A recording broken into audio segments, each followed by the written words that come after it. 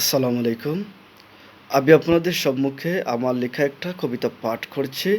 কবিতার শিরোনাম হচ্ছে বাংলাদেশের শ্রেষ্ঠ কবি।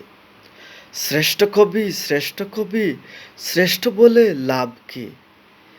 কলা পেড়ে, কাঁঠাল পেড়ে পাড়বে শেষে ডাব কি?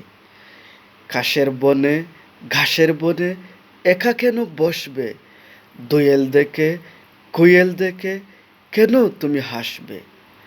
ফতেহপুরে পড়ছ বলে তাই কি তুমি শ্রেষ্ঠ? নাকি তুমি পদ্য লিখে দূর করে দাও ক্লেষ্ট? ধানের দেশে, গানের দেশে জন্মে কি আজ ধন্য? মন কেন চায় হতে তোমার পাখির মতো বন্য? অগণিত ভুলের তোরে ক্ষমা চাহ সদা, তাওবা করে বলো কবি, রহম করো খোদা।